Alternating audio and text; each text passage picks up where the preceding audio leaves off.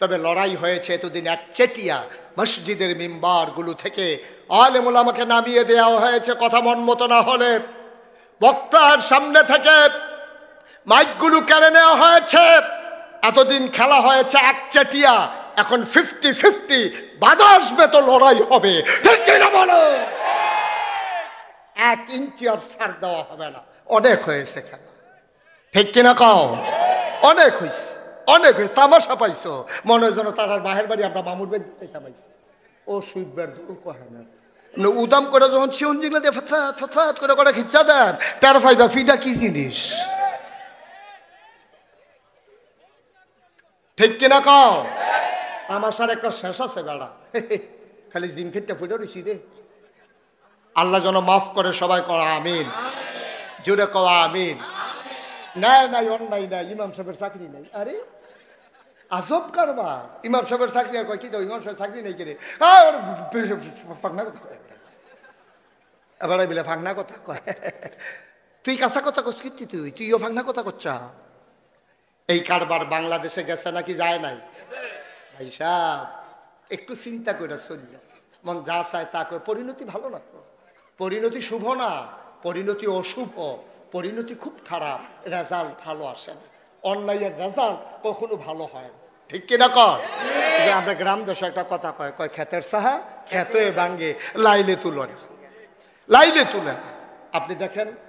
আপনি দেখেন গোটা পৃথিবী, সভ্য পৃথিবী শুরু হওয়ার পর থেকে 2024 সাল পর্যন্ত আপনি America, Britain, France, Germany, European, American যত সভ্য দেশ আছে, আপনি তালাশ করে দেখেন যে একটা সরকার বদলের পরে 313 জন মেম্বার অফ পার্লামেন্ট একসাথে পালাই গেছে, পৃথিবীর ইতিহাসে নাই, ঠিক কিনা বলো? তো বলে আমরা তারা গেল করে খাইতে আবার জিগায় কে রেগেছে খাইতে তার কেমনে ফতন হইলো হয়েছে এই কারণে। কথা তো একটা মনে পড়ছে, এটা কি কইলে রে? কই আল্লাহ আর আইনা নাই লক্ষণ খারাপ, মার হাবা কয় না রে, কই আলাইটা? ওই যুদ্ধের ময়দানে রাজার দল হারছে, যুদ্ধের ময়দানে রাজার যে সেনাপতি সৈন্যবাহিনী সব এই যুদ্ধের ভিতরে হারছে, ঠকছে বলে বুঝেন বালা, তারা ঠকছে পরে রাজমশাই সেনাপতিরে ডাক দিচ্ছে, এদিকে আসা, আপনি আমার দিকে ঘুরাবন, বেশে বয় আপনার, আরেকটু ফিরছে বল, আর একটু ফিরছে বল, এই ভালো হয়েছে না, সাহেব হয়েছে না, এখন দেখতে সুবিধা হয়েছে মার্শাল্লাহ। আপনিও ঘুরেন না, অসুবিধা কি? আপনার ভিতরে আক্ষেপ থাকতো গেলে মার হাবা কয় না। কথা তো একটা মনে পড়ছে, সেইটা আগে কই আলাই কইলে, আমি এক মাহফিলও গেছি, কখনো গেছি কইলে চিন্তা লাইবা কইতাম না। হ্যাঁ না মাহফিলে গিয়া সেটা একবারে দিই সামনের ফেলফিটা বইয়া রয়েছে, তা আমি এবার কিছু ঘুরাবো, এবারে ঘুরে না। আমি 3 বার কিছু আমার দিকে ঘুরাবন না, আপনি সাইতে বেশ হইব, ওটা হইলে পরে আরো দুঃখ পাইবেন তো না, এবারে ঘুরে না। শেষ পর্যন্ত জিজ্ঞেস কি তো আপনি ঘুরেন না গেলে, কয় চেয়ারম্যান, কয় আমি এই এলাকার চেয়ারম্যান। তো আমি কই চেয়ারম্যান হইলে ঘুরন যেত না, কয় আপনার ফের ঘুরা লাভ কি, আপনার কি এলাকার বোর্ড আছে? সব বোর্ড হইলো আমার সামনে, তো আমি আপনার ফেল নাচাইয়া তারার ফেল নাচা, আপনার ফেল চাই থাকলে লাভ ভোগিতে কোনোভাবে এবার ঘুরাইতাম পারলাম না। নাউজুবিল্লাহ কোন নাকি রে। আরেকটা কথা যে মনে পড়ছিল, হেঁটেও কি কইলে তা ওই রাজা যুদ্ধের কথা মনে আছে নিও, যুদ্ধে তারা ঠকছে সেনাবাহিনী, ঠকার পরে কথা কয় কাটে এটা পাইতে পাইবে, সেনাপতি রাজায় ডাক দিয়ে নিছে, এই আমার কিসের অভাব, আমার সৈন্য আছে, বন্দুক আছে, গোলা বারুদ আছে, আমার র্যাব আছে, আমার গোয়েন্দা আছে, আমার পুলিশ আছে, আমার দলীয় ক্যাডার আছে, সেনাবাহিনী আছে, এত টান থাকতে আমরা ঠকলাম কেমনে? তো ওই যারে জিজ্ঞেসে, হ্যাঁ কয় স্যার গুলি করি একটারে, কথা মনে করেন, মনে আছে নি কথা, গুলি করি একটারে, একটাই পরে আবার আইয়া খেরুই না, জায়গা খালি হয় না, একটা মানুষ সুবহানাল্লাহ কয় না। বাংলাদেশ কয় যে গুলি করি একটারে, একটাই পরে আর ভাই একটাও লড়ে না, আবার সেই জায়গাটা আর একটা খেরুই জায়গা, এটি কি ফলাফাইন রেডি, কিতা দিয়া বানাইছে কি বডি, মার হাবা কয় না তো, ওই সেনাপতিরা যখন জিগাইছে রাজা, কথা মনে আছে নি? রাজায় জিগাইছে, এই আমরা ঠকলাম কি কারণে, আমরা কি বন্দুক নাই, গুল্লি নাই? এখন সেনাপতি কইতাছে, রাজমশাই আমরা কেন হারছি এটার 101টা কারণ আমি বার করছি। কয়টা? 101টা কারণ। আবু বকর ভাই কইও কিটা করছে, কই আছে, কই গেছে? আবু বকর ভাই যেখানে আসেন আইসা পড়েন। ঘোষণা এই কথা মনে আছে নি? কয়টা কারণ? কয়টা? রাজমশাই বুঝ জ্বালাইছে, এই বানাইছে হইতে হইতে 101টা কারণে ঠকছে। তো রাজমশাই কাছে, তুমি প্রথম কারণ বলো, কেন তোমরা ঠকছো, প্রথম কারণ বলো। রাজমশাই আমরা গেরাও দিয়ে আলাইছিলাম, এটা সিফাত ফুটে গেছি। হয়তো এরপরে যখন গুল্লি বার করছি সবজি দিয়ে হিমাকি বিজ্ঞা রয়েছে, তো গুল্লি আর করতাম আর কারণ লাগতো না, একটাই সারবো, একটাই সারবো। আমি বলি এই বাংলাদেশে বিগত সরকার পতনের জন্য 101টা কারণ আছে। আমি মনে করি একটা কারণে যথেষ্ট, তারা আলেম উলামার উপরে জুলুম করেছে, ঠিক? এরপরে আর কোনো কারণের দরকার না, বাহি 100 ফুট ঠিক নি রে, বাহিনী লাগতো না, একটাই সারবো। কারণ একটা আলেমের আহা সহ্য করার মতো ক্ষমতা তোমার নাই। এই বাংলাদেশে আমরা দেখেছি জেলখানাগুলোতে যেখানে থাকার কটকার ছিল চুর ডাকাত বদমাইশ, সেই জায়গার ভিতরে জেলখানাগুলো ভরে গেছে আবার আলেম ওলামা দিয়া, ঠিক কিনা? তুমি আলেমের চোখের পানি দেখেছো? আর আল্লাহর নবী কি কয় তুমি শুনছো? আল্লাহর নবী কয় লা হিজাবা বাইনাহু ওয়া বাইনাল্লাহ, ওই যার উপরে তুমি জুলুম করছো তারে কয় মাজলুম। ওই মাজলুমের মাঝে আল্লাহর মাঝে কোনো পর্দা নাই।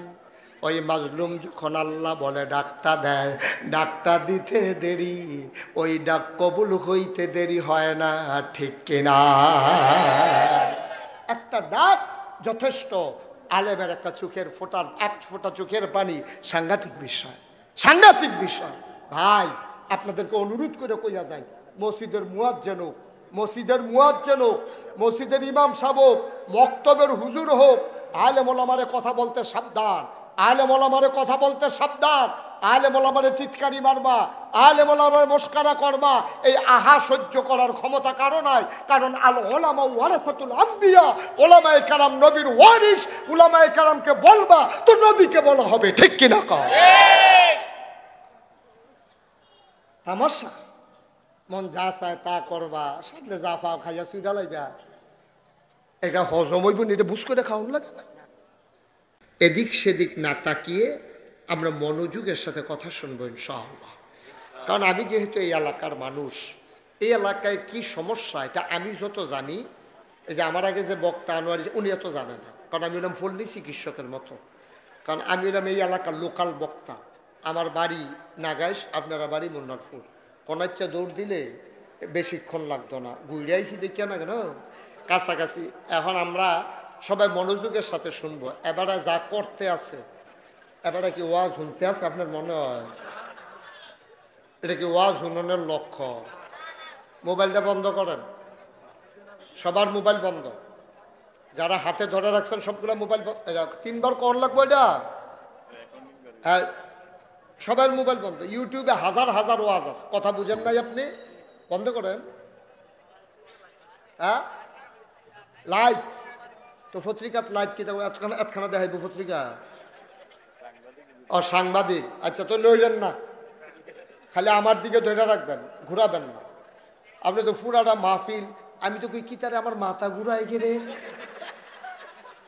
পরে না দিয়ে এবার ঘুরে আমিও ঘুরি। সবার মোবাইল বন্ধ করো। বাবা কথা শুনতে হবে তো, আমি তো তোমরা শত্রু না, তো তোমার লাভে তো কইতে আছি। হ্যাঁ বেড়ায় আইসে পত্রিকা দিতে, এবার কোনো ওয়াজ শুনতে আইসে না, এবারে পত্রিকা দিতেই আইসে, এবার কোনো ওয়াজ হলো হইতো না। কারণ এবার একবার চাইলে আমার ফাইল 50 বার চালান লাগবো, মোবাইলের ফাইল উঠেনি, ভিতরে আসেনি না, কোনাচ্ছ হয়ে গেছে গা। এটা করতে করতে এবারে কারো ওয়াজ শুনতে পারবো নি, তো এবারে না শুনতে চাইলে আমরা জোর করে হলাম। তোমরা বন্ধ করো, তোমরা যারা সাধারণ শ্রোতা সবাই বন্ধ করো। উনি পত্রিকার জন্য ইয়ে করতেছে, তো আপনি শুরুটা দিয়ে বন্ধ করে দিয়ে, শুরুটা দিয়ে বন্ধ করে দিই। আপনারটা আমাকে ডিস্টার্ব ফিল করছি আমি, আমার কাছে ভালো লাগতেছে না এটা। আমি যখনই নজর দিই দেখি একটা মোবাইল দেখা যায়, আপনারা দেখা যায় না। আর এমন তো না যে আপনার চেহারাও সুন্দর, আপনি তো সুন্দরই। সবাই কোন আমিন। জি, আপনাকে বন্ধ করে দিতে হবে, একটা পর্যায়ে বন্ধ করে দিতে হবে, এটা রাখা যাবে না। বন্ধুগণ, আমরা এখন কোরআনের ভিতরে ঢুকবো। ছেলে, আমরা এখন কোরআনে ঢুকবো। ঢোকার আগে মারদুদ শয়তান থেকে ফানাহ চাই, যিনি রহমান যিনি রহিম, তার নামে চলো শুরু করি, সবাই পড়ি। আউযু বিল্লাহি মিনাশ শাইতানির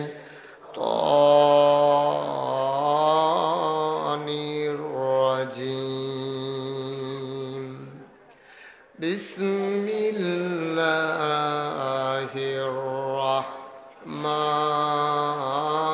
রাহমানির রাহিম। মারদুদ শয়তান থেকে ফানাহ চাই, যিনি রহমান যিনি রাহিম, তার নামে শুরু করি।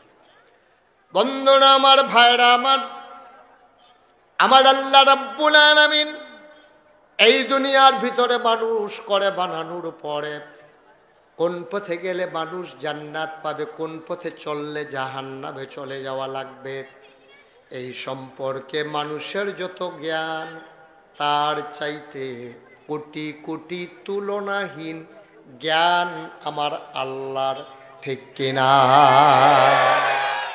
মানুষ বানিয়েছেন কে? আল্লাহ। বন্ধ কর। কে বানিয়েছেন মানুষ? আল্লাহ। সহজ, একেবারে কঠিন ওয়াজের দরকার নেই। তাইলে মানুষ কেমনে চললে ভালো হবে, এটা কি মানুষ জানে না আল্লাহ জানে? আল্লাহ জানে। সবাই কথা বলে না ছেলে, এটা মানুষ কেমনে চললে ভালো হবে, কোন পথে চললে মানুষ জান্নাতে যাবে, কোন পথে চললে জাহান্নামে যাওয়া লাগবে, কোন পথে আলো, কোন পথে অন্ধকার, কোন পথে শিরক বিদআত, কোন পথে তাওহীদ রিসালাত, কোন পথে কুফর আর কোন পথে ইসলাম, এই বিষয়টা মানুষ জানে না। মানুষের জ্ঞান বড় কম, মানুষের জ্ঞান সীমাবদ্ধ। ওরা সামনে তাকাইলে পেছনে দেখে না, ডাইনে তাকালে বামে দেখে না। আমি যদি এখন বলি গত বৃহস্পতিবারে আমরা কি দিয়ে ভাত খেয়েছি, একজন মানুষও মনে করে বলার ক্ষমতা নাই, ঠিক কিনা? গত বৃহস্পতিবারে রাতের বেলা আমরা কি দিয়ে ভাত খেয়েছিলাম আমাদের কারো মনে নাই। সামনে চাইলে পেছনে দেখি না, ডাইনে তাকাইলে বামে দেখি না।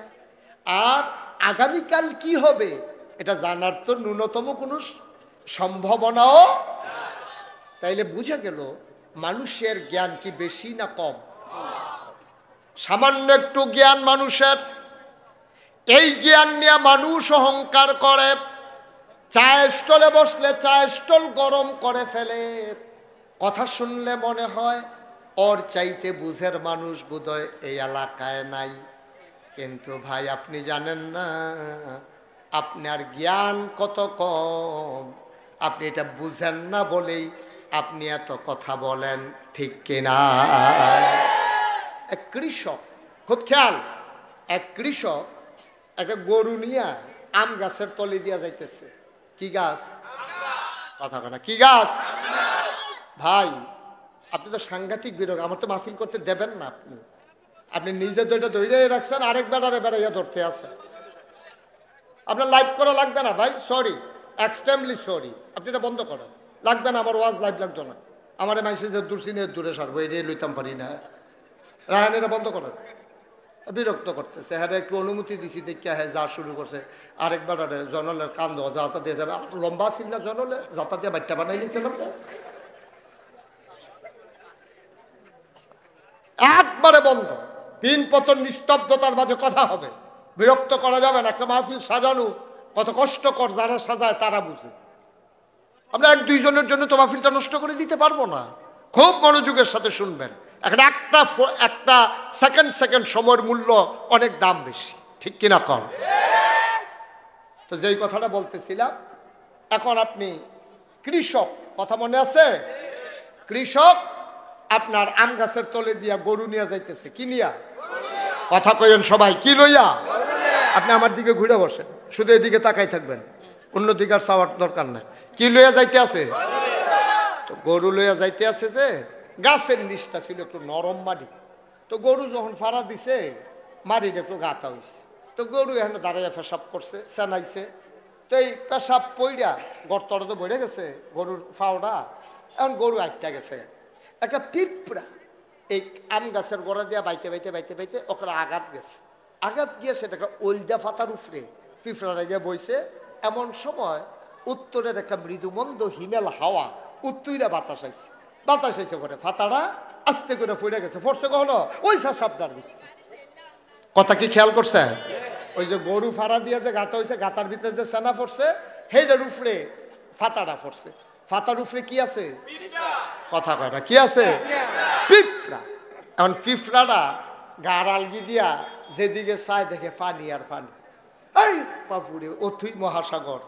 পিঁপড়াটায় মনে মনে করে অবশ্যই এটা প্রশান্ত মহাসাগর হইতে পারে। আর আমি যে পাতায় আছি এটা নিশ্চয়ই টাইটানিক জাহাজ।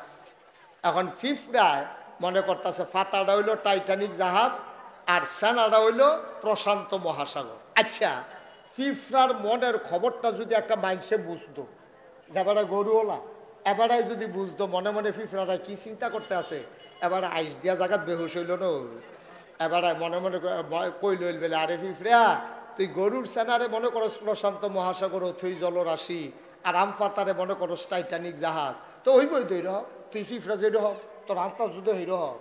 তাইলে পিঁপড়া যেমন তার আন্তাজ তেমন আমি মানুষ হিসাবে যেই চিন্তা করি, আমি মনে করি আমি কত বিশাল চিন্তা করি। ওই পিঁপড়ার চিন্তা যেমন ওই মানুষের কাছে, আর মানুষের চিন্তা আমার আল্লাহর কাছে তার চাইতে আরো ছোট। ঠিক কিনা? আমি মনে করি সব আমি জানি, সব আমার দখলে, আমি মনে করি আমার কথাই সব চলে। এই বাংলাদেশে আমরা এমনও দেখলাম 17 বছর সব ক্ষমতা কুক্ষিগত করার পরে, টোটাল ক্ষমতা হাতের ভিতরে মুঠে আনার পরে, পালাই না বলার পরে 12টার পরে আর খুঁজে পাওয়া গেল না। ঠিক কিনা? কতবার বলল পালাই না, 12টার পরে আর খুঁজে পাওয়া। কতবার বলল খেলা হবে, কিন্তু মাঠের ভিতরে খেলোয়াড় আর খুঁজেই পাওয়া গেল না। ঠিক কিনা? বারবার খেলা হবে বলল, খেলা শুরুর আগে লোকটা পালাই গেল। কারণ কি? কারণ হচ্ছে সে মনে করেছে অনেক জানে, আসলে সে কিছুই। আল্লাহ তো জানেন ফায়সালা। খেয়াল করেন, কোনো ফাট্টাফাট্টি না, কোনো পক্ষপাতিত্ব না, খুব বুঝ করে খেয়াল করতে হবে। একটা মানুষ 5ই আগস্টের আগে আমি একটা মানুষ খুঁজা পাই নাই, আপনাদের ভিতরে থাকলে দাঁড়ায় বলবেন যে হুজুর আমি আছি। একটা মানুষও পাই নাই। একটা মসজিদের ইমাম, খতিব, বক্তা, রাজনৈতিক নেতা, কোনো দল, কোনো গোষ্ঠী, কোনো জনপদ, ছাত্র বৈষম্য বিরোধী ছাত্র জনতা একজনও বলে নাই যে দফা 1 দাবি 1। সবাই বলছে পদত্যাগ। ঠিক কিনা কন? সবাই কি বলছে? কেউ কি বলছিল যে দেশ ত্যাগ? আপনাদের জানা থাকলে বলেন যে হুজুর আমি একদিন শুনছি কংসনগর বাজারও চা স্টলে একবারে বইয়া কইতাছে দেশ ত্যাগ। এরকম কই নাকি একজনও শুনছেন?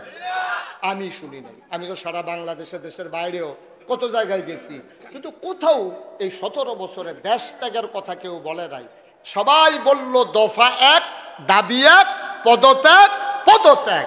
আল্লাহ কয় না, তোমাদের চিন্তা একরকম, আমার ফায়সালা আরেক রকম। এতই গুনাহ জমা হয়ে গেছে, দফা 1 দাবি 1 দেশ ত্যাগ। ঠিক কিনা? এই খেলা কার? কেউ যেটা চাইলো না এটা হয়ে গেল, সবাই যেটা চাইলো এটা তো ভান্ডাইতে নাই। ঠিক কিনা কম? কি আল্লাহ এটা? কি আল্লাহ এটা? এই রে আল্লাহ, আপনার যে আল্লাহ বিচারতেছেন এই রে। কেউ যা চায় নাই, কেউ যা কল্পনা করে নাই, কেউ যা চিন্তা করে নাই, ওইটাই ঘটে গেল ঘটনা। এইটাই হলো আল্লাহর ফয়সালা। ভাই, মজা মারার দিন নাই, এটা থেকে শিক্ষা নেওয়া লাগবে। এতদিন এত খেদমত করার পরে, তো মেঘা প্রজেক্ট করার পরে কেন দেশ ত্যাগ করা লাগলো? এটা থেকে এইটাই শিক্ষা, তোমার আমার জীবনেও যেন এমন হয়ে না যায়। আমি তো মাঝে মাঝে ভাবি, চোখের পানি চলে আসে। দেশের ভিতরে এত করুণ অবস্থা, কিয়ামতের ময়দানে না জানি এত করুণ অবস্থা, ঠিক কিনা? দেশের ভিতরে যদি এমন হয়, কিয়ামতের ময়দানে যখন হিসাব নিকাশ শুরু হবে, হবেটা কি? হবেটা কি? আমার চিন্তায় আবার মাঝে মাঝে ঘুম থেকে আমি লাফ দিয়ে উঠি, আসলে তো দুনিয়া এইরকমই তো। আমি তো হিসাব তো দেওয়া লাগবে একদিন আল্লাহর কাছে। দুনিয়ার মানুষের কাছে হিসাব দিতে পারলাম না, আমি চলে যাওয়া লাগলো দেশ ছেড়ে। তাইলে আল্লাহর কাছে আমার ফয়সালাটা কি হবে? কি হবে আমার বিচার? কি হবে আমার ফয়সালা? আমি যাব কই? আমি যাব কার কাছে? এমন একটা জিন্দেগি, মনোহরপুর মাঠে যারা আসছো, অলুয়া থেকে এসেছো, রামনগর থেকে এসেছো, জিরুইন থেকে এসেছো, পার্শ্ববর্তী কংসনগর, পার্শ্ববর্তী রামচন্দ্রপুর, পার্শ্ববর্তী হাসনাবাদ, কত জায়গা থেকে তোমরা এসেছো, গভীর মনোযোগের সাথে শোনো। আমি ঢাকার হুজুর না, সিলেটের হুজুর না, চিটাগাঙ্গের হুজুর না। তোমার বাড়িও ব্রাহ্মণ পাড়ায়, আমার বাড়িও ব্রাহ্মণ পাড়ায়। এমন একটা জিন্দেগি কইরো রে আব্বা, যেই দিন তুমি মরে যাবা, মসজিদের মাইকে ঘোষণা আসবে, মানুষটা নাই, দৌড়ে দৌড়ে তোমার দেখার জন্য আসবে, কাফন পরাইয়া দাফন করে দেবে মাটির কবরে। এমন একটা জিন্দেগি কইরো, যেই দিন তোমারে সবাই মিলে মাটির কবরে শোয়াবে, সবাই দেখুক মাটির কবর, তুমি যেন কবরে গিয়া দেখো মাটির কবর মাটি নাই, মাটির কবর জান্নাতের টুকরা হয়ে গেছে। এমন একটা জিন্দেগি আমরা চাই নাকি চাই না? তোমার এত সুন্দর মানুষ কাবে না? আরো আছে কি মনে রাখছ? আচ্ছা, মাশাআল্লাহ। দেখছেন কি সুন্দর সুন্দর মানুষ আমার ব্যাট দিয়া বইয়া মারহাবা কয় না রে? না না, এটা আওয়াজ হইতো না, দেখে না। মারহাবা বলো সবাই, কোন আমিন।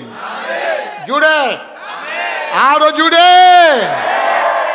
এবার আমরা একটা ফয়সালায় পৌঁছি। হ্যাঁ, ও মন্নারপুরতে যদি কেউ কংসনগর বাজারও যাইতো চায়, তার আড়া হইব একরকম। কেউ যদি ফসিং যাইতো চায়, তার আড়া হইব আরেক রকম। কেউ যদি আবিদপুর যাইতো চায়, তার আড়া হইব আরেক রকম, ঠিক কিনা কও? আর কেউ যদি মন্নারপুর তারটা কুমিল্লা যাওয়ার লাগে, তার যদি কেউ এদিকে আসেননি ভালো খায় বালাপুরে জিগে টাইম ফিস না বিচাইরা হেগুলো তো রুগী মুড়ে জিগে বালাপুরে জিগাইতেছে। এবার বালাপুরে জিগেলেও ভাল লাগে না, কেউ সিঙ্গারা খাইতে কইলেও মজা লাগে না, কারণ এবার আর চিন্তা হইলেও যাওয়ান লাগবো কখনো। এই তো বুঝা লাইছে। কেউ যখন চিন্তা করে খালি গাংডা ফাড়ি হেই ফাটটা যাইতাম পারলে সারে, এবারে দেখবেন ইচ্ছা করে কথা কয়, আরেকবারে কি হচ্ছে এবার আছে বেলা তোমরা কিরকম আধা ঘন্টা। এবার আলাপে শেষ হয় না, কারণ এবারে জানে গন্তব্য মাত্র গাঙ্গের হেইফার। কিন্তু এবারে যখন চিন্তা করে গন্তব্য আমার কুমিল্লা, তখন এবারে শাসালানের সময় নাই, ফাতলা ফাতলা কাইক দেয়, বেসে বয় দেখিয়া লুঙ্গি ডাটটা করে ফিন্দা লইছে, পাঞ্জাবি রাত্রি বড়া দিয়া ঠিক নি রে। আয় কংসনগর যাউন না বেড়ায় আর কুমিল্লা যাউন না বেড়ায়, হাতে হাঁটার ভিতরে যদি এত পার্থক্য হয়, এই দুনিয়ার সফর পাড়ি দিয়া যারা জান্নাতে যাইতে চাও, তারা ঘুমানোর সময় পাওয়ার কথা না, ঠিক কিনা? এই বিশাল দুনিয়ার সফর শেষ করে যারা জান্নাতে যেতে চাও, তাদের সফর বড় লম্বা সফর, তাদের সফর বড় কণ্টকাকীর্ণ, এই পথ বড় কাটা বেছানো, এই পথে চলতে গেলে পা বারবার রক্তাক্ত হয়, পথ রক্তে পিচ্ছিল হয়, আগেও হয়েছে এখনো হয়। ১৫০০ বছর আগে নবী যখন এসেছেন, তিনি যখন দ্বীনের দাওয়াত দিয়েছেন, যেই মানুষটার মতো মানুষ হয় না, যেই মানুষটার কোনো তুলনা চলে না, এই মানুষটারে তারা কাফের বলে, তারা বলেছে ওই কাফেরেরা ওই মানুষটারে বলেছে পাগল, বলেছে জিনে ধরেছে, বলেছে জাদুঘর, বলেছে কবি। আমার নবী থেমে থাক। জেলখানার ভিতরে ছিল নবী 3.5 বছর, তারপরেও নবী মক্কায় থাকতে পারলেন না। খেয়াল করে দেখেন, নবীর জন্ম মক্কায়, কৈশোর মক্কায়, শৈশব মক্কায়, তারুণ্য মক্কায়, যৌবন মক্কায়, বিয়ে করলেন মক্কায়, নিজের বাড়ি মক্কায়, শ্বশুর বাড়ি মক্কায়, বেআইর বাড়ি মক্কায়, ব্যবসা করলেন মক্কায়, লেনদেন করলেন মক্কায়। তিনি থাকতে পারলেন না মক্কায়, চলে যাওয়া লাগলো মদিনায়। অথচ মনোহরপুর জন্ম, মনোহরপুর শৈশব, মনোহরপুর কৈশোর, মনোহরপুর যৌবন, মনোহরপুর খেলার মাঠে তার তারুণ্য, মনোহরপুরে তার নিজের বাড়ি, মনোহরপুর তার শ্বশুর বাড়ি। সেই ইসলাম মানার কারণে মনোহরপুর ছেড়ে মাদাইয়া চলে যাওয়া লাগছে। এমন একটা মানুষও এই মনোহরপুর গ্রামে নাই, ঠিক কিনা? আমার নবী পারলেন না, তুমি পারলা কেমনে? তো আমার নবী পারলেন না, মুশতাক ফৈজি পারল কেমনে? মুশতাক ফৈজি নাগাইশ সাইরা মনোহরপুর আওয়া লাগে না। মনোহরপুরের মানুষ নাগাইশ ছেড়ে, ওই মনোহরপুর ছেড়ে নাগাইশ যাওয়া লাগে না। আমার নবী কেন মক্কা ছেড়ে মদিনায় যাওয়া লাগে ভাই? কারণটা কি? কারণ একটাই, আমার নবী আপোষ করে নাই।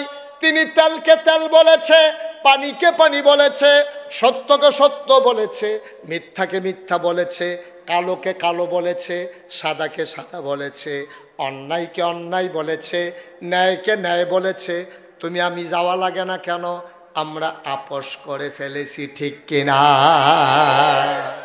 আমরা কোনো মতে মিলজিল কইরা জোড়াতালি দিয়া কোনো মতে আমরা দিনটা কাটাই লইতে আসি। আব্বা মুসলমানের জিন্দেগি কোনো মতে হয় না। এ পথ কণ্টকাকীর্ণ, এ পথ কাটা বিছানো। এ পথে চলতে গেলে মামলা হবে, হামলা হবে, জেল জুলুম নির্যাতন হবে। এই পথে চলতে গেলে প্রয়োজনে জীবন দেওয়া লাগবে, ঈমান দেওয়া যাবে না। রাজি আছো কিনা হাত তুলে দেখা।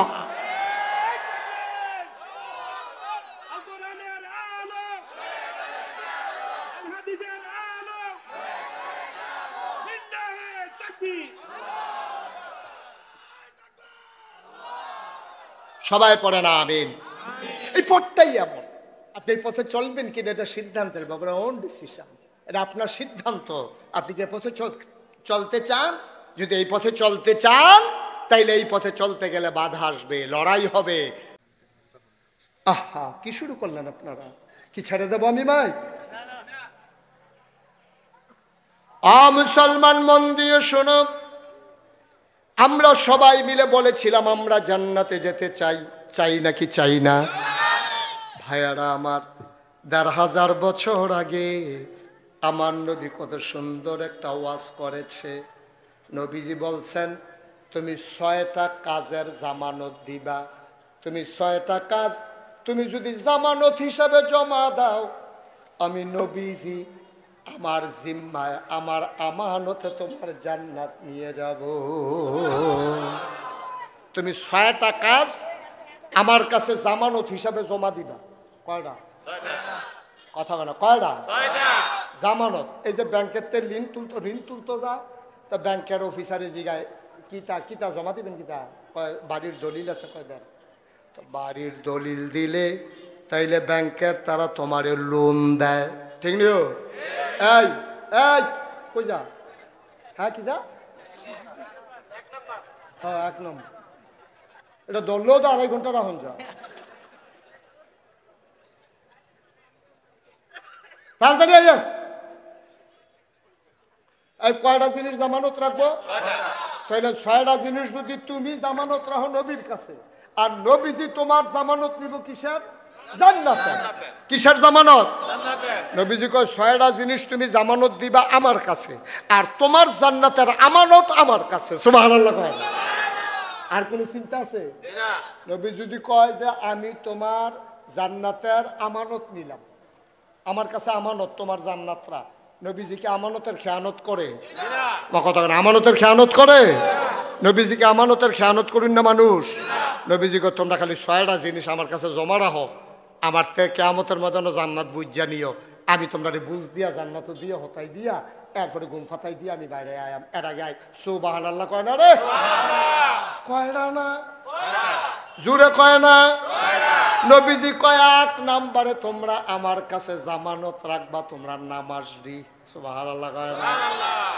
আমরা 1 নম্বরে তো ধরা খাইয়ালাম। আমি যদি ওখানে হাজার হাজার জনতার সামনে আমি যদি ডাক দিয়া বলি একটা লোক দাঁড়াও, এমন একটা লোকও নাই যে আমরা এশার নামাজ পড়ি নাই, একটা লোক হুজুর আমাদের মাঝে পাবেন না, একটা লোকও নাই যে আমরা নামাজ পড়ি নাই। আমার ধারণা মিনিমাম 50% লোক, মিনিমাম 50% লোক, অর্ধেক মানুষ আজকে এশার নামাজ পড়ে নাই, পড়ার সম্ভাবনাও নাই। ঠিক কিনা? যাবারা জুড়ে ঠিক কইছে, এবারে এই বুধে শুরু হয়েছে, এবার গোনা শুরু কর, মাশাআল্লাহ মারহাবা কর। কিন্তু এখানে অর্ধেক আপনি মোবাইল একটু রেখে দিতে হবে, একটা একসাথে যত ব্রেইনিয়ন সব কাম একলো হয় না। আপনি ওয়াজ শুনতেন পারতেন না, এই যে কিতা কইছি কইতেন পারতেন না। হন আমিন কন, জোরে কন, আরো জোরে। মুসলমান 1 নম্বরে নবীর কাছে জামানত দিতে হবে নামাজ। একটা মানুষ, খুব খেয়াল, গভীর মনোযোগ, একটা মানুষ ঈমান আনার পরে তার 1 নম্বর কাজ হলো নামাজ। 12টায় সে ঈমান আনছে, দিনের 12টায় সে পড়ছে লা ইলাহা ইল্লাল্লাহু মুহাম্মাদুর রাসূলুল্লাহ আশহাদু আল্লা ইলাহা ইল্লাল্লাহু ওয়াহদাহু লা শারীকা লা ওয়া আশহাদু আন্না সাইয়্যিদানা হাবিবানা মাওলানা মুহাম্মাদান আবদুহু ওয়া রাসূলুহু সাল্লাল্লাহু আলাইহি ওয়াসাল্লাম। কয়টা ঈমান আনছে? কয়টায়? 12টায়। কথা কয় না, কয়টায়? 12টায়। আপনাদের মনোযোগ নষ্ট হয়ে গেছে? না। কয়টায়? 12টায়। 12টায় মানুষটা ঈমান আনছে, 12:15 মনুরপুর মসজিদের ভিতরে আজান দিছে। খুব খেয়াল, 12টায় মানুষটা ঈমান আনছে, 12:15 মসজিদের ভিতরে আজান দিছে।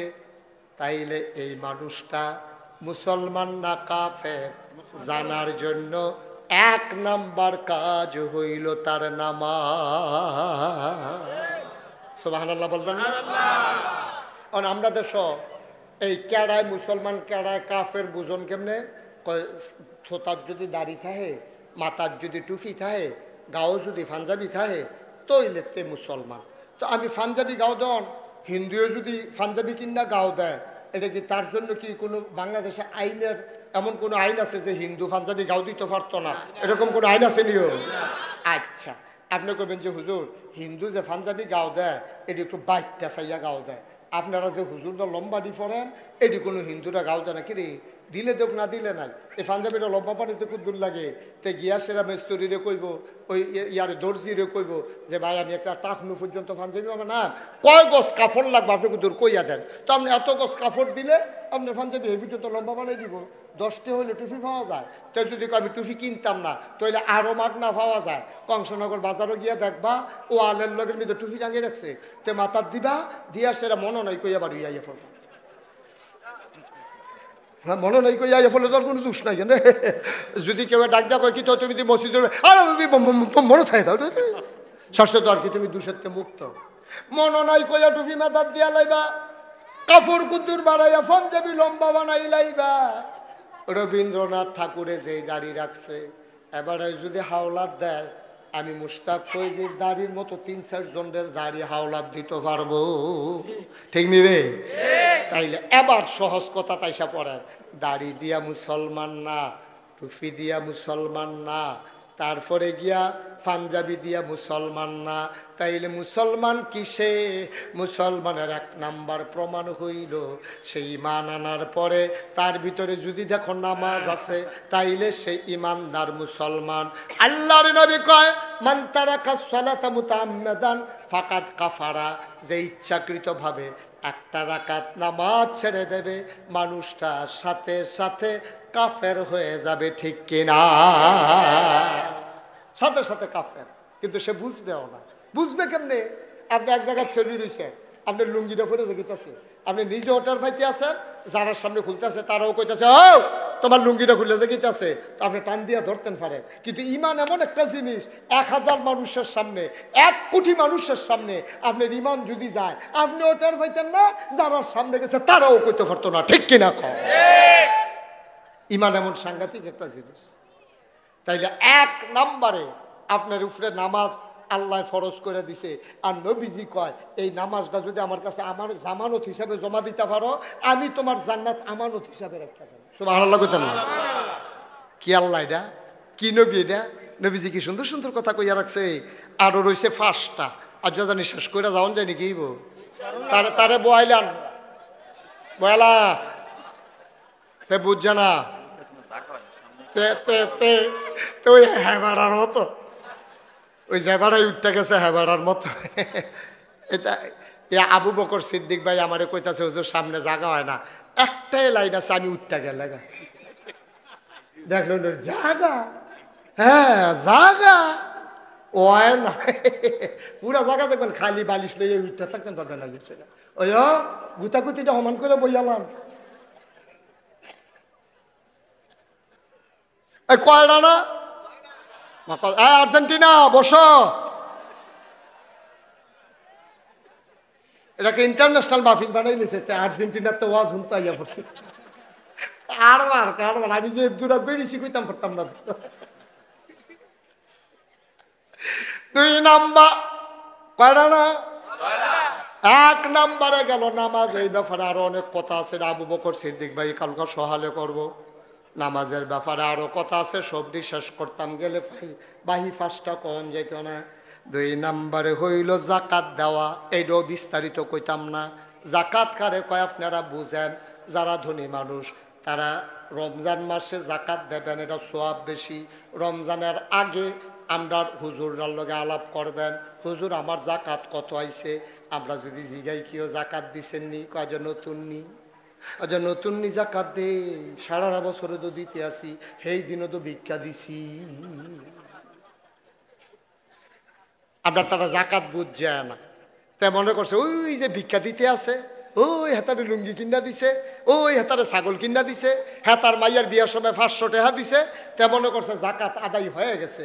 আব্বা সব সময় মনে রাখবেন, এই যে আপনি মসজিদও টেহা দিচ্ছেন, না দিলে গুনাহগার হইতেন না। আপনি দিলে সওয়াব, না দিলে গোনা নাই। 1 মাইয়ার বিয়ে হইব, দিলে সওয়াব, না দিলে গোনা নাই। এই বন্যায় মানুষ বাইরে দেখিতেছে, দিলে সওয়াব, না দিলে গোনা নাই। জাকাত এমন একটা জিনিস, দিলে সওয়াব তো হইব, আর না দিলে আপনি না দিলে গোনাগার, আর অস্বীকার করলে কাফের। ঠিক কিনা কম? মস্কারা মনে করছেন আপনি কবে থেকে দিতে আছেন জাকাত? আপনি কইছে কাটা কবে থেকে দিতে, কোনো হিসাব নিকাশ নাই, এবারে বলে দিতেই আছে দিতেই আছে। আরে দিয়া ঘুরতে হয়ে গেছে, সবজি গন্যা চাইছে 250 হয়েছে। তুমি জাকাত দানা হইলো 2 লাখ, তুমি জাকাত দানা হইছো 2.5 লাখ, তুমি 200-250 টাকা দিয়া হগিন্দি বেড়ি একটা 1 মুঠ ভিক্ষা দিয়া তুমি মনে করছো তোমার জাকাত আদায় হইয়া গেছে। আপনি কারবার কইরা যাইতে আসি, ফরজের খবর নাই, আমরা তারা নফল লইয়া টানাটানি, হাতে টুপি মাথাত না দিয়া মসজিদ আইলো গেলে তারে দম খাইয়া তে সুজা বেটার গুছা বানাই লিছে, ধমক যে ফেট বরাবর যাইতে বেহ হইয়া দেখে না তে টুপি ফিন্দাইছে না কেরে ফলে ইমাম সাহেব কতক্ষণ দম খাইছে, মুয়াজ্জিন কতক্ষণ দম খাইছে, সভাপতি আইয়া কই কিছু তো তুই কোনি খাস পয়সা ভাই সাহেব, তে টুপি মাথার দিছে না দেখে আপনি এমনি ফদাইছেন, তে নফল নামাজ পড়ে না দেখে আপনি এমনি ফদান। হ্যাঁ আপনি কিছু বুঝছেন? সারা জীবনের নফল দি মিলিয়া খুব খেয়াল, সারা জীবনের নফল দি মিলাইয়া আপনি একটা ফরজের সমান বানাইতেন পারতেন না। ঠিক কিনা কর? সারাটা জীবনের নফল মিলাইয়া আপনি ফজরের একটা সাজদার সমান বানাইতেন পারতেন না। কথা তো আরেকটা মনে পড়ছে কইলি তা নোয়া খেললে হুজুর গেছে ওয়াজ করতো, কি খেললা কথা বলে কি খেললা? নোয়া খেললে হুজুরে ওয়াজ করতে গেছে, তারা তো সিহন কামলা। আমি চিন্তা করলাম তারা তো সিহন ওয়াজ শিখছে কো ডাবের পানি খাইয়া, তার এগুলো ডাব হয় বেশি, আয়োডিন থাকে ডাবের পানির ভিতরে। আমরা এগুলো ডাব হয় কম, আমরা আয়োডিন কম, এর লেগে আমরা আহল ফতার কম। হ্যাঁ তারার বুদ্ধি সাংঘাতিক বেশি। কুমিল্লার তারা কিছু ডাব পাইয়া তখন আমরা খেরাত রয়েছি, কবে উত্তালাও লাগলো। এই নোয়াখালীর তারা সাংঘাতিক বুদ্ধি। তো হুজুরে যে ওয়াজ করতে আছে, হুজুরে সিহন সিহন কথা কইতে আছে, একবার মনে করলো হুজুর তো সব জানি না রাহি, যেহেতু হুজুরের বুদ্ধি বালা, একটা খেয়ে হুজুর প্রশ্ন আছে। বলেন কি প্রশ্ন? হুজুর আপনি তো নফল ফরজ এতক্ষণ বুঝাইলেন, সারা জীবনের নফল মিলাইয়া একটা ফরজ হইতো না, কথাটা যে কইলেন হুজুর এটা একটা কথা কইলেন, এত মেহনত করে করে নফল নামাজ পড়তে আসি, নফল রোজা রাখতে আসি, সবজি মিলেই একটা ফরজ হইতো, তো ফরি কিতা তৈলে আপনার জিগাই হুজুর এই কয়টা নফল মিলাইলে মোটামুটি একটা ফরজের সমান হইব? হুজুরকে এই প্রশ্ন তো জীবনে কেউ কইছে না, কই আইয়া বসে ওয়াজ কইরা কেউ তার প্রশ্ন করছে না। এবার আদি কইতে আছে কয়টা নফল মিলাইলে একটা ফরজ হয়। হুজুরও করে টেনশন ভরে গেছে, কপালের সামরা বেড়ায় বড়া দিয়া লাইছে, শরীরটা গাম দিয়া লাইছে শীতের ভিতরে। হুজুরে ছেলে তারে বসাও, এই জাহান টুকতে গেছে এখন আইয়, এখনো না জাহান গেছে এখন আইয়, এখন আইয় আইসেন রে বুঝছে না। আচ্ছা হেটা আমি তো কি কইছি তে নতুন থেকে মার হাবা কানা রে, যেন কানা লইলো না লাডা মেরে বউ মনে করছে কতক্ষণ পরে বাইক সেরাতে মিনিমাম আরো 3 ঘন্টা হইতে পারে। আপনার সভাপতির শরীর ডাইয়া বেড়াইয়া মর্চা দিয়ে লাগে আর ওই বিলে 3 ঘন্টা এরকম জানলে আমি সভাপতি হইলাম না, ওই চান্দা দিয়া ভাগ্য হইতে থাকলাম। ওই আর এটা একটা কথার কথা, আপনি তো মনে করেন কীর্তন। মার হাবা বলো, জোরে বলো মার হাবা। আর হুজুর যে জিগাইছে কিতা কথা মনে আছে নিও, কিতা কইছে কয়টা নফল মোলাইলে একটা ফরজ হয়। হুজুরে আসলেও টেনশনও পড়ে গেছে, এই প্রশ্ন তো জীবনে কেউ করছে না। হুজুরে কতক্ষণ ধুমধুরা থেকে কয় কি তানা জিগাইলেন, কয় না হুজুর জিগাইছিলাম কয়টা নফল মিলাইলে একটা ফরজ হয়। হুজুরে কতক্ষণ ধুমধুরা থেকে কয় যতটা সুপারি গাছ মিলাইলে একটা নারকেল গাছ হয়। সুবহানাল্লাহ কয় না দাও। এক কুঠি সুপারি গাছ মিলাইলে একটা নারিকেল গাছ যেমন বানানো যাবে না, সারা জীবনের নফল মিলাইলেও একটা ফরজ বানানো যাবে না, ঠিক কিনা? মুসলমান জাকাত হিসাব কইরা দিবা, পাইকারি কোনো জাকাত নাই। পাইকারি জাকাত যদি জাকাতের থেকে বেশিও দাও তারপরও আদায় হবে না, হিসাব করে মিলাই নিতে হবে। এরপরে দে বেশি দাও আমার আপত্তি নাই, হিসাব ছাড়া যদি দাও তাইলে জাকাত আদায় হবে না। হক্কানি ওলামায়ে কেরাম এইটাই মত। 2 নম্বরে জাকাতরা আমার কাছে জামানত দেবা, তাইলে আমি নবীজি তোমার জান্নাতের আমানত নেব। 3 নাম্বার আমানতের খেয়ানত করা যাবে না। আচ্ছা আবার আসেন, আমানত কারে কয় আপনারা বুঝেননি? কিন্তু আপনি কোন আমানত কারে কয়? আচ্ছা আমরা বয়স্ক মানুষ কইতে দেরি হইব। আচ্ছা আবু বকর ভাই কোন আমানত কারে কয়? আপনি কোন? আবু বকর ভাই তো হুজুর মানুষ, আমরা কোক আমানত কারে কয় আমরা বুঝছি না। আমানত বলতে আমরা সাধারণত যেটা বুঝি এটা হইলো আমি আপনার কাছে একটা টেহা রাখলাম, টাইম মতো আবার আমার টেহারা ফেরত দিয়ে দেন, এটা হইলো আমানত। আমানত টেহার আছে, আমানত কথার আছে, আমানত কাজের আছে, আমানত সমর্থনের আছে, আমানত সব কিছুর আছে। টাকা আপনার কাছে আমি রাখলাম, ভাই আমি আবু বকর ভাই আমি তো এখান দিয়ে যাইম, আমার কাছে 5 লাখ টাকা আছে, রাইতে বিরাইতে আবার রামনগর ফলাফানি ধরে নিতে হবে রেখা দেয়, আপনি কিন্তু আলমারির বইটা রাখা দেন, আমি ফরে আপনার টেহা রাইয়া নেব অথবা লুক ফাড়াই। কি হইলো ফরে আমি হয় লুক ফাড়াইয়া নেন, না হইলে আমি আইয়া নেন, আপনার টেহারা আমানত রাখেন। তারপরে নিয়ে স্টিলের আলমারি রেখা দিছে, আমি লুক ফাড়াইছি ফরে দিয়া দিছে, এটা হলো আমানত। ঠিক আছে, আমানত রক্ষা করছে। আচ্ছা বুঝলাম টেহার আমানত এইটা, কথার আমানত কিটা? কথার আমানত হইলো আমি আপনার লগে কথা কইতে আছি, মনে করেন ডাক্তার মনিরের লগে আমি একটা গোপন কথা কয়া কোনের সময় আমি সাইড অফ চাইতেছি, কেউ শুনেনি, আমি কিচ্ছু কইছি না যে কেউর কাছে কইয়ান না, অথবা এটা ভিতরে রাখেন, এটা করলাম সাইয়েন কইলে আবার নি কইয়া দেন না। ওই যে আমি চতুর্দিকে যে চাইছি এটা ডাক্তার মনিরে বুঝ দইব যে হুজুরের নিশ্চয়ই এই কথাটা কেউ শোনাইতো চায় না, না হইলে মারো সাইড অফে চাই কিন্তু আমার লগে একলা কইতে আছে এই কথাটা ওনার কাছে আমানত, ওনার কই যারা ফাইটা জাগান যাবো, ফ্যাট ফাইডা মরতে পারবো, কিন্তু কথা যে তল ফরাইছে এইটার বার করণ যেত না, যদি কইটা দেয় তাহলে আমানতের খেয়াল, ঠিক কিনা কর? আচ্ছা এটা গেল তৈলে টেহারা বুঝছেন। আর আপনার আবার হেসা হেসা মনে করেন আবু বকর ভাইয়ের কাছে আমি 5 লাখ টাকা না, একটা কথার মার হাবা কয় না রে? তাহলে টেহার আমানত গেল, হ্যাঁ, এরপরে কথার আমানত গেল। এবার আসেন এই কাজের আমানত। কাজ সামনে নির্বাচন, সামনে কি বুঝা কইেন এরকম করলে আমারে কইছিল আগুইয়া বইতেন, আমি কইছি না, কারণ আমি দেখি যে জায়গা নাই কইব বগইয়া। তবে আমরা শেষের দিকে যাই। ভাই ও ভাই চিন্তা করে চললেন, চিন্তা করেছে কইসলাম নবী যদি সব মক্কায় থাকতে পারলো না, মক্কায় গেছে গা মদিনায়। এখন মদিনায় নবীজি যখন গেছে গা, একটা ফ্যাশনেবল মানুষ ছিল মদিনায়, নাম হইল আব্দুর রহমান ইবনে আউফ। দামি পারফিউম তিনি ইউজ করতেন, খুব দামি আতর তিনি ব্যবহার করতেন। আইটা গেলে মানুষে বুঝতো আব্দুল্লাহ ইবনে আউফ, আব্দুর রহমান ইবনে আউফ আইটা যায়, এত দামি আতর তিনি ব্যবহার করতেন। একটা পাঞ্জাবি একবার ধোয়ার পরে দ্বিতীয়বার তিনি ব্যবহার করতেন না, একবারে একটা পাঞ্জাবি গায়ে দিতেন। বড় সুন্দর মানুষ ছিলেন, ধনী মানুষ ছিলেন, বড় ফ্যাশনেবল মানুষ ছিলেন, বড় শৌখিন মানুষ ছিলেন আব্দুর রহমান ইবনে আউফ। সকালবেলা ওইটা নবীর বাড়ির সামনে গিয়া সালাম দিছে, আসসালাতু আসসালামু আলাইকা ইয়া রাসূলুল্লাহ। বাড়ির ভেতর থেকে একটা মানুষ বার হইয়াছে, কারে সালাম দেন? কই নবীজি কো। কয় ভাই মাইদ্রাই তুইটা নবীজি গেছে, কারো কাছে কিচ্ছু বলে নাই, এখনো ফেরত আসে নাই। আব্দুর রহমান বুঝা লাইছে আমার নবী মক্কায় নাই। কানতে কানতে ঘরে গেলেন, সইতে পারেন না। সকালবেলা ঘুম থেকে উঠে নবী দেখে, ঘুমাইতে যাওয়ার আগে নবীরে দেখা যায়, আজকে গিয়া দেখে নবী নাই। কলজারায় আর মানে না। বাইতে একটা ব্যাগের ভিতরে ফটলার ভিতরে কটা কাপড় লইছে, খুডের ভিতরে কটা টেহা লইছে, লইয়া মদিনার দিকে রওনা দিছে।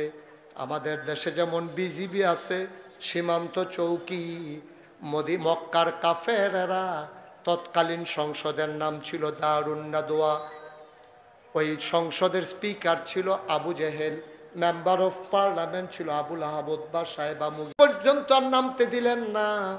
আব্দুর রহমান ডাক দেয়া কয়, ঠিক আছে আমি আর মক্কা ছেড়ে পালাইলাম না, তবে আমাকে বাড়িতে যেতে দাও। টাকা রেখেছো, পাঞ্জাবি রেখেছো, আপত্তি নাই, চলে যাই বাড়িতে। আব্দুর রহমান বাড়িতে চলে গেলেন। শেষ রাত ওনার যখন ঘুম ভাঙলো, পাখিগুলো তখন আপন নিরে ঘুমিয়ে পড়েছে, গরুগুলো গোয়াল ঘরে, শিশুরা মায়ের কোলে বুক রেখে ঘুমায়, প্রিয়তম স্বামী প্রিয়তমা স্ত্রীকে নিয়ে ঘুমিয়ে পড়েছে, কেউ জাগনা নাই। আব্দুর রহমান আস্তে করে উঠলেন, আবার আর গায়ে পাঞ্জাবি নিলেন না, টাকাও সাথে নিলেন না, কোনো মতে একটা ছেঁড়া লুঙ্গি পরে খালি গায়ে তিনি বেরো হয়ে গেলেন। কেউ তাকে সন্দেহ করল না। তিনি বর্ডার বেল্ট ক্রস করলেন, বর্ডার ক্রস করে মদিনার সীমান্তে যখন পড়ে গেলেন, দুদু বড় বুবির মাঝে আব্দুর রহমান দৌড়ায়, সারাটা রাত দৌড়ায়, দিনের বেলা গুহার ভিতরে লুকিয়ে থাকে। দৌড়াতে দৌড়াতে একদিন শেষ রাতে খেজুর বাগানে গিয়ে আশ্রয় নিলেন। খেজুর বাগানে ঢুকে তিনি মনে করলেন সারাটা দিন এখানেই থাকা লাগবে। হঠাৎ করে কান পেতে শুনলেন কে যেন ডেকে ডেকে কয়, আসসালাতু খায়রুম মিনান নাওম। এটা কি ভাই, একটু শেষ করতে দেন। আর একটা লোক উঠেন না, শেষ করে দিচ্ছি আমি কয়েক মিনিট। আব্দুর রহমান কান পেতে শুনলেন কে যেন ডাকে, আসসালাতু খায়রুম মিনান নাওম। তিনি আশ্বস্ত হলেন, চোখের ভিতরে আনন্দের ঝিলিক দেখা দিল। তিনি দিলেন দৌড়ে দৌড়ে দৌড়ে দৌড়ে আওয়াজ লক্ষ্য করে পৌঁছে গেলেন মাটির ওয়াল করা খেজুর পাতার ছাউনি দেওয়া ঘর। সবাই ঠান্ডা পানি দিয়ে অজু করে মসজিদে ঢুকতেছে। তিনি আস্তে করে অজু করলেন, কেউ তারে চিনে না, তিনি কাউরে চিনেন না। তিনি আবার অজু করে মসজিদে ঢুকলেন, নামাজ শুরু হয়ে গেল, নামাজ শেষ হয়ে গেল। আল্লাহর নবীর একটা অভ্যাস ছিল, ফরজ নামাজ শেষ করে তিনি মুসল্লিদের দিকে ঘুরে বসতেন, সবার খোঁজ খবর নিতেন। আবার নবী বসলেন, সবাইকে জিজ্ঞেস করলেন কেমন আছো? সবাই বলেন ইয়া রাসূলুল্লাহ ভালো আছি। কোনো সমস্যা? কয় না কোনো সমস্যা নাই। হঠাৎ ওই কোনার মানুষটার দিকে নজর পড়ে গেছে নবীর, নবী আবার উঠে দাঁড়ালেন, কই কোনায় কে? চুলগুলো তার উস্কু খুস্কু, দাড়িগুলো তার এলোমেলো, গালগুলো গর্তে চলে গেছে, চোখগুলো তার গর্তে, কপালটা তার উঁচু হয়ে গেছে, পিঠের হাড্ডি পিঠের সাথে পেট লেগে গেছে। মানুষটা কে রে? দেখতে তো আমার আব্দুর রহমানের মতো মনে হয়। সুবহানাল্লাহ। দেখতে তো আমার আব্দুর রহমানের মতো লাগে। কেইটা কার এমন নমুনা? আব্দুর রহমান উঠে দাঁড়ালেন, লাব্বাইক ইয়া রাসূলুল্লাহ, আমি আপনার আব্দুর রহমান। আর আব্দুর রহমান, এটা তোর কি নমুনা? যে আব্দুর রহমান একটা পাঞ্জাবি 2 বার গায়ে দিতি না, কি সুন্দর ছিল তোর চেহারা, কি ফ্যাশনেবল মানুষ ছিলি তুই। চুলগুলো তোর উস্কো খুস্কো, দাড়িগুলো তোর এলোমেলো, চোখগুলো তোর গর্তে, ওই বুকের হাড্ডিগুলো দেখা যায়, গোনা যায়। কয়েকদিন ধরে খাস না, আয় আয় আয় আমার কাছে আয় আয় আমার কাছে আয়। নবীজি হাত বাড়াইলেন, সাহাবারা জায়গা করে দিলেন। আব্দুর রহমান আলতু পায়ে হেঁটে হেঁটে নবীর সামনে গেলেন, নবীর টান দিয়া বুকের সাথে জড়াইয়া ধরছে। আব্দুর রহমান নবীকে জড়াইয়া ধরলেন। আব্দুর রহমানের চোখের পানি দিয়া নবীর বুক ভিজে যায়, নবীর চোখের পানি দিয়ে আব্দুর রহমানের পিঠ ভিজে যায়। আল্লাহ নবী বুকের ভিতরে আব্দুর রহমান নাক ঘষতেছে, মনে মনে কয়, কবে ধরে এই জান্নাতি গন্ধ আমি পাই না। নবী গো, ও নবী, কতদিন আপনার গায়ের জান্নাতি গন্ধ পাইলা। আমি আব্দুর রহমান কেমনে আছি? আমি বেঁচে আছি না মরে আছি আপনার কি মনে নাই? আল্লাহ নবী কান্দার, আব্দুর রহমান সব মনে আছে রে আমার, আমি অপেক্ষায় ছিলাম তুই কখন আসবি, তুই কোন সময় আসবি, কবে আসবি। আমি বারবার মক্কার রাস্তার দিকে তাকাই, আমার আব্দুর রহমানের জানি কি উপায়। ও আব্দুর রহমান, এটা তোর কি নমুনা হইছে রে? তোর এইটা কি নমুনা? আব্দুর রহমান নবীরে জড়াইয়া ধরে রাখছে, জান্নাতি গন্ধ নেয়, আবার উপরের দিকে চেহারার দিকে তাকায়, কবে ধরে নবী গো আপনারে দেখি না। আমার কলিজায় শুধু হাহুতাস। নবীও কান্দে, আব্দুর রহমানও কান্দে। আবার আল্লাহ নবী ডাক দেয়া কয়, কেমন আছিলি? আপনারে ছাড়া কেমন থাকবো? আমার পাঞ্জাবিটা খুইলা আবু জেহেলের, আমার পাঞ্জাবিটা খুললা রাইখা দিছে। আমার কোনো টাকা ছিল, এই টাকাগুলো সে রাইখা দিছে। আল্লাহ নবী আব্দুর রহমান, কান্দিস না, কান্দিস নাই তো তুই আইসা পড়ছস। আব্দুর রহমান কয়, নবী গো, একটা কথা জানার ছিল। আমি তো কোনোদিন মক্কা কাউরে কোনো গালি টালি দেই নাই, কোনোদিন একটা ধমক দেই নাই, কোনোদিন কারো সম্পদ লুণ্ঠন করি নাই। ও নবী, কোনোদিন কারো গায়ে হাত উঠাই নাই। আমার অপরাধটা কি ছিল? তারা কেন আমার সাথে এমন করলো? নবীজি মুচকে হাসি দিয়া কয়, তোর যে অপরাধ আমারও তো সেই একই অপরাধ। তুই থাকতে পারলি না মক্কায়, আমিও তো থাকতে পারলাম না মক্কায়। তোর আর আমার অপরাধ তো এক অপরাধে। ইয়া রাসূলুল্লাহ, আমাদের কি অপরাধ? আবার আল্লাহর নবী শোনাই দিলেন, ওয়ামা নাকামু মিনহুম ইল্লা আইয়ুমিনু বিল্লাহিল আজিজিল হামিদ। তোর আমার একটাই অপরাধ, সে অপরাধ হইল আমরা এক আল্লাহর উপরে ঈমান এনেছি, ঠিক কিনা? আজকে হাজারো জনতা মনোহরপুর মাঠে, আমাদের একটাই অপরাধ। এই বাংলাদেশে আমরা কি অপরাধ করেছিলাম? কেন আমাদের মানুষগুলোকে ফাঁসি কাস্তে ঝুলানো হলো? কি অপরাধ ছিল তাদের? তারা কার উপরে জুলুম করেছে, কার উপরে তারা অন্যায় করেছে। মিথ্যা ট্রাইব্যুনাল সাজাইয়া, মিথ্যা সাক্ষী বানাইয়া আমার মানুষগুলারে ফাঁসি কাস্টে ঝুলানো হয়েছে, একটাই তাদের অপরাধ, ওয়ামা নাকামু মিনহুম ইল্লা আইয়ুমিনু বিল্লাহিল আজিজিল হামিদ। কোনো অপরাধ নাই, ওই মহাপরাক্রমশালী এক আল্লাহর উপরে ঈমান এনেছে, ঠিক কিনা? আমাদেরও কোনো অপরাধ নাই, তারপরেও আমাদের যেহেতু অপরাধ জমা হয়ে গেছে, সবাই মিলে তো এই এই ছেলে, এই বাবা, এই একটু বসো, একটু বসো, একটু বসো, শেষ করে দিচ্ছি। আমাদের অপরাধ, আমাদের তো গুনাহ আছে, গুনাহ আছে না আমাদের? কিন্তু ফাঁসিতে দেওয়ার মতো অন্যায় আমার দেশের মানুষ করে নাই, ঠিক কিনা বলো? ফাঁসি কাস্টে ঝুলাইছ, পরিণতি ভোগ করে ফেলেছ, বিচার দিতে মন চায় না, কার কাছে বিচার দেব? বিচারপতি তোমার বিচার করবে যারা, আজ জেগেছে সেই জনতা, ঠিক কিনা বলো? জনতার আদালতে বিচার হয়ে গেছে, এইটাই হচ্ছে পরিণতি। আজকে ৩৩ বছর মুশতাক ফয়েজি মাহফিল করে, মুশতাক ফয়েজি ৩৩ বছর মাহফিলে কদম দিলে মাহফিলের ওজন বুঝি। আজকে মন সাক্ষী দিয়েছে, মনোহরপুর খেলার মাঠের মাহফিল আমার আল্লাহ কবুল করে নিয়েছেন। আমি এতক্ষণ কাউকে কিচ্ছু বলি নাই, যারা যেভাবে ছিলেন দাঁড়িয়ে আছেন, আমরা এখন সবাই মিলে তওবা করব।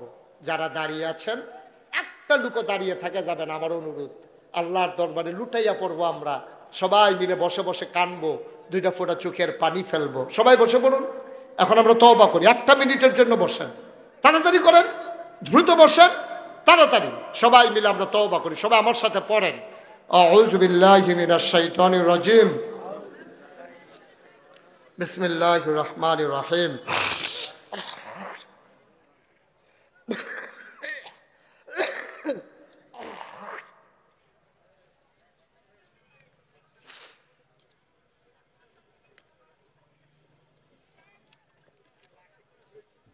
আউযু বিল্লাহি মিনাশ শাইতানির রাজিম, বিসমিল্লাহির রহমানির রহিম। আস্তাগফিরুল্লাহ রাব্বি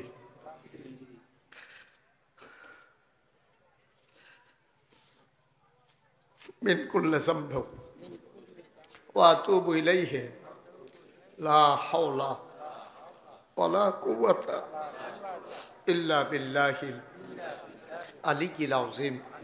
হে আল্লাহ, ইচ্ছায় অনিচ্ছায় প্রকাশ্যে গোপনে শয়তানের কুমন্ত্রণায় পড়ে, নফসের তাড়নায় পড়ে জীবনে যত গুনাহ করেছি, কবিরা সগীরা শিরক বেদাত, সমস্ত গুনাহ থেকে খালেস অন্তরে তাওবা করতেছি। হে আল্লাহ, গুনাহ মাফ করে দাও, তাওবা কবুল করে নাও। আশহাদু আল্লা ইলাহা ইল্লাল্লাহু ওয়াহদাহু লা শারীকা লাহু ওয়া আশহাদু আন্না মুহাম্মাদান আবদুহু ওয়া রাসূলুহু সাল্লাল্লাহু আলাইহি ওয়াসাল্লাম। আমিন আমিন আমিন। মাশাআল্লাহ, আজকের মাহফিলের এই ছেলেটাকে একটু বসাই দেওয়া যায় না? বাবা, আমি তো এখন দোয়া করব। কি করবা 2 মিনিট আগে গিয়া? করবাটা কি? আব্বা আম্মার জন্য দোয়া করতে মন চায় না? আজকের মাহফিলের বিশেষ অতিথি আমার কলিজার টুকরা উলুয়া গ্রামের কৃতি সন্তান, আমার দরবারের মজলিসে সুর আর অন্যতম সদস্য ডাক্তার মোহাম্মদ মনির হোসেন। ওই এলাকায় আমার প্রচুর মাহফিল, বানসারামপুর এলাকায় যেখানে ওর হাসপাতাল, ওর সামনে দিয়ে আমি অসংখ্য মাহফিলে যাই। আমার আদরের মনির, মাহফিলে তো অনেক খরচ, লক্ষ লক্ষ টাকা খরচ। আদরের মনির সে 20,000 টাকা আজকের মাহফিলের জন্য দান করেছে। সবাই বলেন মারহাবা। মাশাআল্লাহ, আল্লাহ যেন কবুল করে। সবাই পড়েন আমিন। মাশাআল্লাহ। আপনারা আবু বকর ভাই, আবু বকর সিদ্দিক ভাই, উনি কি বুঝে না, হ্যাঁ বুঝে না বুঝে ভাইও। আপনি আপনার আম্মার লেগে দোয়া করবেন। আপনি তো উঠতে গেতেছে, আপনাকে সাদা কাগজের লাইন লিখা লইয়া যান। যেদিন আপনি কবরও যাইবেন, আপনার ফুতে আপনার হালাইয়া যাইব দোয়া করতে। হ্যাঁ, কিটা করছে চেয়ারম্যানে? কে ফোন রাজার করে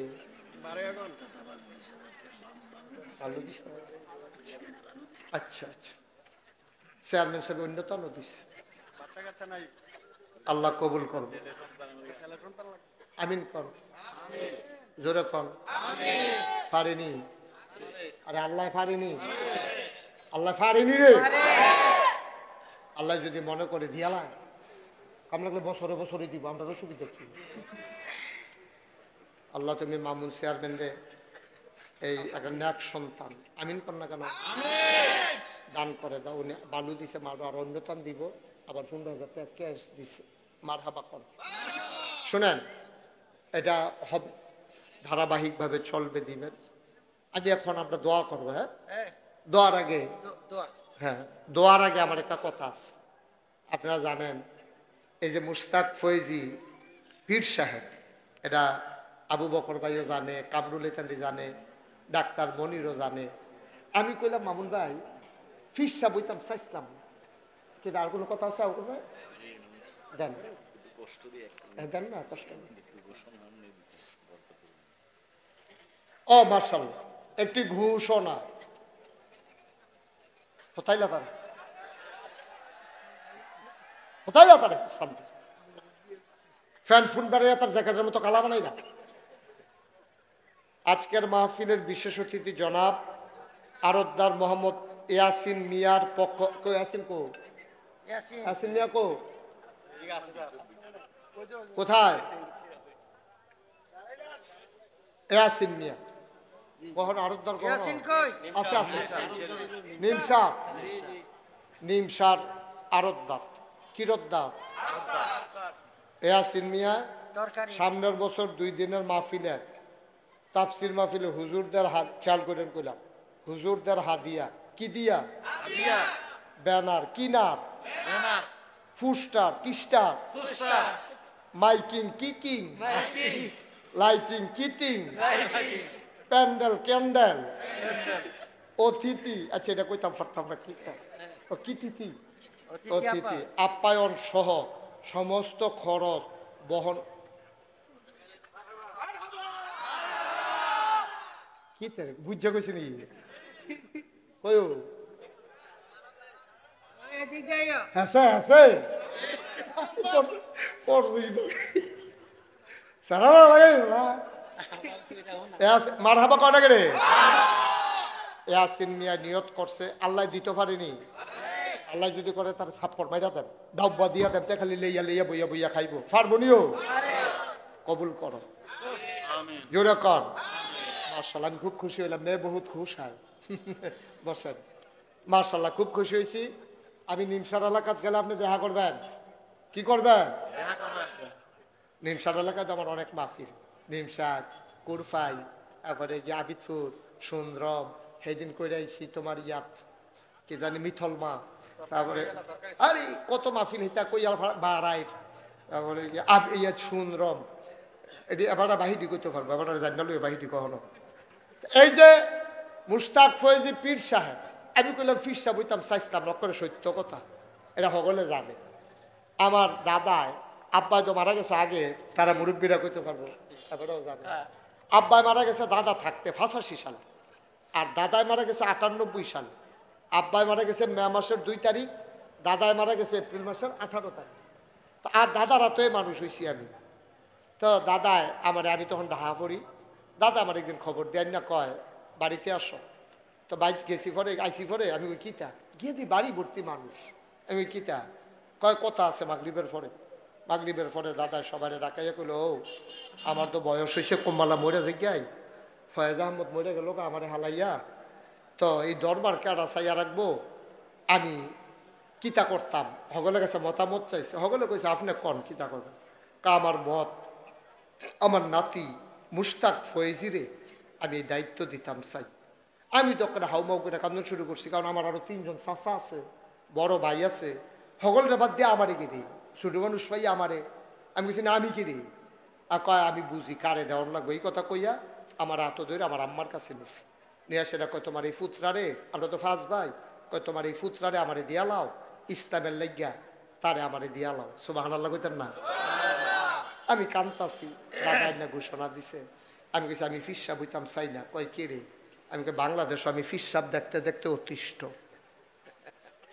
যেই ফিসাবের নমুনা বালা বালা হ্যাঁ মাইরা বেড়ায়, কোনো কাম নাই, বইয়া বইয়া খা।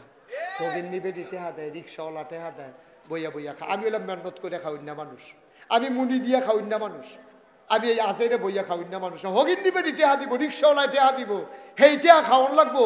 তো লেহাপড়া করছি কি হতাম, লেহাপড়া করছি, আতাছে ভাও আছে। আমি মুস্তাক হয়েছি, মাটি কাটতেও তো ডেলি 500 টাকা, অটো চালাইলে তো 1000, সিএনজি চালাইলে 2000, ঠিক নি রে? আমি কি হতাম, ফিসাব বইয়া বইয়া থাম কিতাম। আমি দেখি না বাংলাদেশের ফিসাব দিয়ে কিতা কইরা খায়, খালি মুড়িদারে কয় বাবা দুনিয়া ছাড়ো, দুনিয়া ছাড়ো। সব মুড়িদারে দুনিয়া ছাড়াইয়া হ্যাঁ বাড়ায় খেত রাখতে রাখতে আবু বকর ভাই এই গ্রাম বাদ দিয়ে আরেক গ্রামও গেছে। হ্যাঁ বাড়ায় দুনিয়া ছাড়ন লাগে না, খালি মুড়িতে দুনিয়া ছাড়লে সারবো। আসল না নকল, সঠিক না ভণ্ড? মুড়িদরে দিয়া দুনিয়া ছাড়ায় আর নিজে খেত কিনতে কিনতে আরেক গ্রামও যাইগা। আপনারা কইলে এখন চমকাইয়া উঠবেন। অকারে তথ্য, নির্ভরযোগ্য তথ্য। বাংলাদেশে এমন একজন ফিসাব আছে, আপনারা কইলে আমি মুস্তাক ফৈজি কইও বিশ্বাস করাইতাম পারতাম না। এবারে যখন বিয়ের জরিপ করতে হয়েছে অফিসারে, এবারে জিজ্ঞেস আপনার কয় ভাই কই বোন? ওই বোন নাই, ফার্স্ট বোন, ফার্স্ট বই। তারপরে কিতা কইছে? বই নাই। কইয়া সেটা এবারে বইনাতের সম্পত্তি বেড়াইয়া নিজের নামে লেহাই লাইছে। নামটা কইলে বইরান শুরু করবেন যে কোন কিতা হুজুর দুনিয়াটা রইছে কি এর উপরে। নাউজুবিল্লাহ কন্যা কেন? যেটা কন্যা কেন নাউজুবিল্লাহ? ফার্স্ট বই ফিস সাহেবে অস্বীকার করে লাইছে। এই ফিস সাহেবের গুষ্টি মারি আমি। যেই ফিস সাহেবে নিজের বইন অস্বীকার করে লায়, তুই ফিসা কলঙ্ক, কলঙ্ক, ঠিক কিনা ক? এই কারবার হইল বাংলাদেশ। এই বাংলাদেশটার মধ্যে বাপ ধরে সেটা সব কিছুর একটা পরীক্ষা আছে। আমি যদি আপনারা মন্ডারপুর মসজিদে ইমামতি করতাম, আমি যে নাগাইশের ফিসা, এরপরে আবু বকর ভাই কব সুরা ফাতিহা কুদুর পড়েছেন, আমরা হুনি কিরম পারেন, আরেকবার কব কুদুর সুরা কাউসারটা কর। আমারও ছাড়তো না পরীক্ষা ছাড়া। বাংলাদেশে একটা মাত্র জায়গা আছে যেখানে পরীক্ষা ছাড়া ঢুকা লাউন যায়, এটা হইল ফিরালি। কোনো পরীক্ষা নাই, বাহের করে হইলে সারে আতুই রোগ, ল্যাং রোগ, বেয়া হোক, সার কোনো চোখ না হইলে গুলমুল্য হোক, হইলে সারে হ্যাঁ হইলে ফিরসাব ফির দাদা। কি একটা কারবার দেশটার মধ্যে। নাউজুবিল্লাহ কও। আমি এই ফিরসাব হইতাম চাইছি না। দাদা কয় তোমার আমি এই ফিরসাব বানাইতামও চাই না। মার হাবা কইতাম না। আমি কই তৈলে আমার কুদুর জমিন দেওয়ান লাগবে। দাদা আমার মাত্র, উনি ধনী মানুষ ছিলেন না, দাদা মাত্র 9 শতক জমিন আমারই দিছে। কয় নাও, তুমি যখন জমিন লাগবো 9 শতক দিলাম, কিতা করবা? আমি মাদ্রাসা করা। দাদা মারা গেল 98 সালে, 96 সালে আমি কামেল পাস করলাম। দায়িত্ব দেওয়ার পর আমি জমিন কিনা শুরু করলাম। আপনারা যারা দেখেছেন দেখছেন। এখন নাগাইশ দরবার 18 একর, 1800 শতক। মার হাবা কইতেন না? কয় শতক? 1800।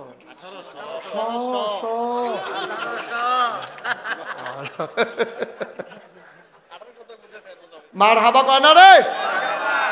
1800 শতক জায়গার উপরে আমার 10টা প্রতিষ্ঠান, খানকা, দাখিল মাদ্রাসা, নুরানি মাদ্রাসা, হাফিজিয়া মাদ্রাসা, ধাতব্য চিকিৎসালয়, গণপাঠাগার, গবেষণাগার, ছাত্রাবাস, ইয়াতিমখানা, মসজিদ। আপনারা সবাই খবর পাইয়া লাইছেন আমি যে একটা মসজিদ করতে আসি, পাইছেন না? আমি ইঞ্জিনিয়ার, আমার দরবারে যারা মুরিদ আছে ইঞ্জিনিয়ার, 10 জনকে কইলাম একটা ড্রয়িং করো। 10 জনে মিলে ড্রয়িং করে আমার এই দিশা কয় নেন হুজুর ড্রয়িং নেন। আমি কি তার এটা? কই হুজুর মসজিদ। আমি কই বড় দেখা যায় যেমন কত হুজুর বড়ই। আমি কই কিরকম বড়? কই হুজুর এটার ভিতরে নামাজ পড়তে পারবো এক লগে 6000 লোক। কয় হাজার? আমি কই বেড়া আমি কি মসজিদ করতাম সামনে অন্যায় হইছে, তোর আমার এটা কি ডর দেখাই দি? কই হুজুর সাহস করে না মেলাম। আমি আরে সাহস করাম কেমন, এটা কিতা কত লাগবো? ওই ফোনটু করিতে যেমনি কইছে মনে হয় 1500। আমি কিতা কইলি? কয় 15 কোটি। আমি বেড়া আমি গরিব মানুষ, আমি 15 কোটি টাকা করতে দেয়। হুজুর নিয়ত করে নামেন। তখন আপনারা মুস্তাক ফৈজি একটা নিয়ত করছিলাম যে 1 বছর মাহফিল কইরা যত টাকা হাদিয়া পাই, পুরা 1 বছরের হাদিয়া আমার মসজিদ আমি দান করে দেবো ইনশাআল্লাহ।